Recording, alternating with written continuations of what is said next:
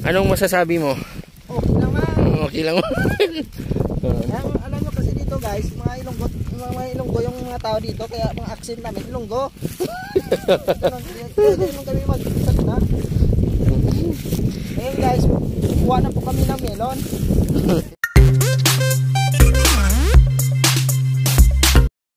Isang napakagandang hapon po sa ating lahat.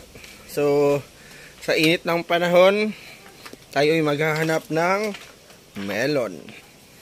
So, bibili tayo ng melon doon sa aming kagawad dito sa aming bayan para naman may makain tayo grabe ng init ng panahon sa ngayon.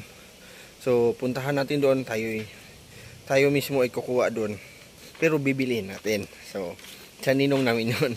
So, let's go! Dito na tayo ngayon sa bukid ng aking ninong, kung saan bibili tayo ng melon sa mainit na panahon, di ba? Ayun, gilak mo tong motor ata, ara ni ilak mo. Yo, malayo pa yung pinuntahan namin, at least makabili kami ng melon. Okay, ayun na sila oh. Tanaw ko na sila. Dandahan na tayo. Ayun. Kita ko na. Ayun oh. Sila na yun. Doon oh. Nan. Yan, mayroon na naman siyang melon dito. Yan po, melon yan. Tatanong ko na sila dito ng melon. Ay, ito po, mayroon pa silang melon. Ay, ito po. Melon. Yan. Melon yan.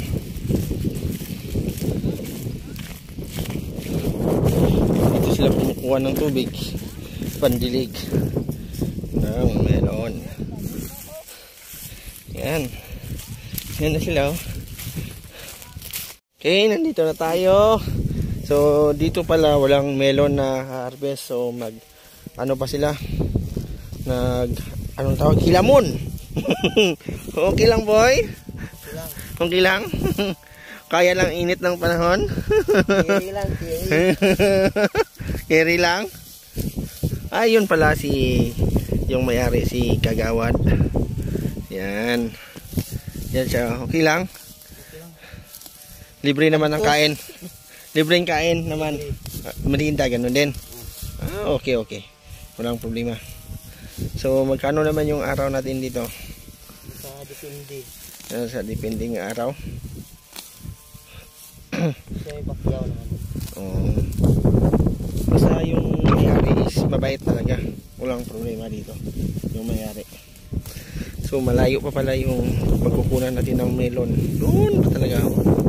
Doon parang may puno na yan. Yung mataas. Yan sila. Yan po ang isa. So, magtatagalog tayo. Aywan ko kung anong ang sasabihin niya. So, kamusta naman ang magtatrabaho natin dyan? Arte ka kapoy. Alam nyo yan. Grabing pagod daw. So, sa mainit na panahon. Magkanong araw natin dito? Magkano yung araw? Arawan ba ito o pakyawan? Arawan lang, sir. Magkano po? 3,000. Magkano talaga yung araw nyo? 300, sir.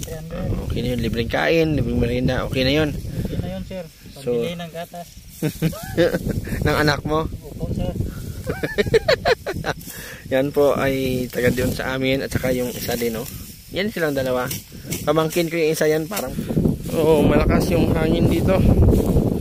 So, natatandaan nyo yung lugar na yan, dyan hanggang dyan. Maniwala kayo sa hindi. Year 2020. Year 2000 pala. Sorry. Year 2000. May gera dyan noon. Dyan ang halos gera noon. maniwala kayo sa hindi. Year 2020, 2000 may gira dyan. So ngayon is full na. Marami ng mga bahay-bahay na dyan. So ngayon is okay na. So pwede lang pasukan na mga may gustong magtanim. So nandito sa bukid is mahangin. Nandito yung pamangkin ko. Anong masasabi mo? Okay lang man. Okay lang. Alam nyo kasi dito guys, mga Ilonggo yung mga tao dito, kaya mga accent namin Ilonggo. Ganun kami mag-salita. Ngayon guys, kuha na po kami ng melon. Saan tayo kukuha ng melon? Saka doon guys, yung banda.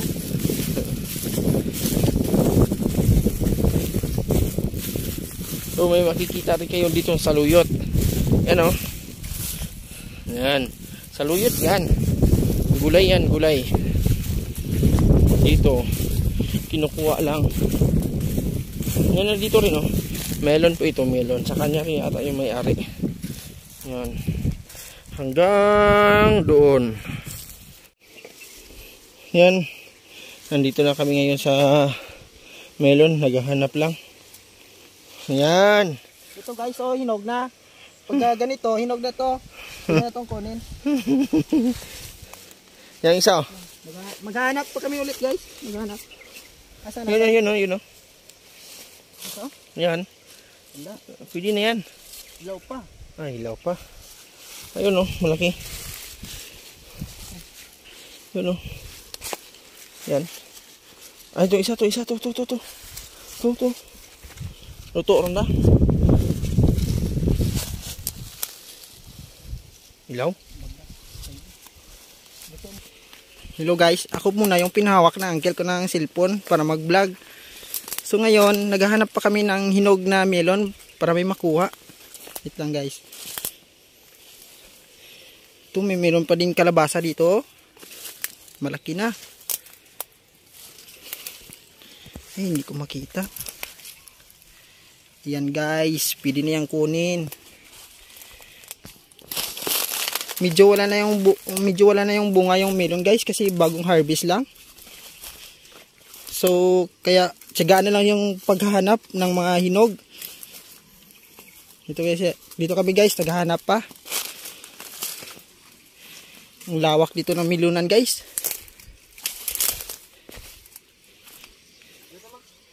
Okay. Lang.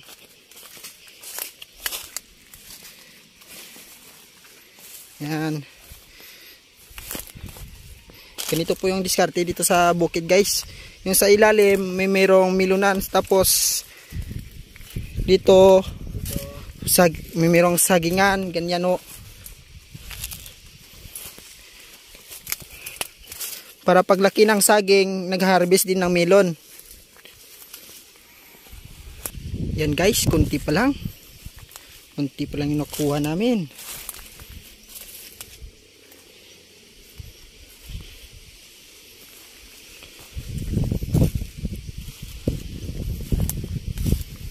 Yan, naghahanap pa kami ulit guys ng melon guys. Ito, hinog na oh. Pag ganito, hinog na pero maliit lang.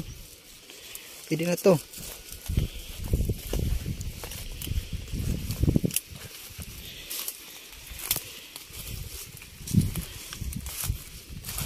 Naghahanap na kami guys. Kunti na lang kasi yung hinog guys kasi bagong harvest.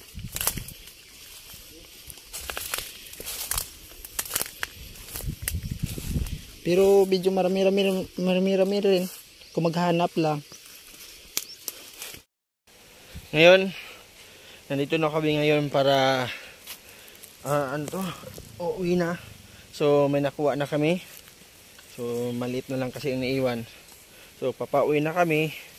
Lalagyan namin ng gatas, ice, sulbad, ang melon sa mainit na araw. Sa mainit na panahon pala. Sorry.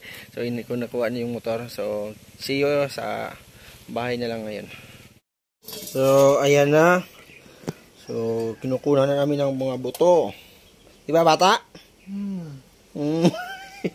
Yan. Yan, tapos na. So, lagyan na natin ng gatas. Ubusin mo. Tapos ihalo-halo. Kuha ka ng ice doon sa chiller. Ayan na. Yan ang sinasabi ko. Melon sa mainit na panahon. Already finished. Pwede nang kainin. Okay. Yan na. Already finished. Yan. Anong masasabi mo, bata? Sulwad ba yung mainit na panahon ngayon? Okay, okay. Malamig na guys kasi mainit yung panahon. Di ba? So, anong feeling?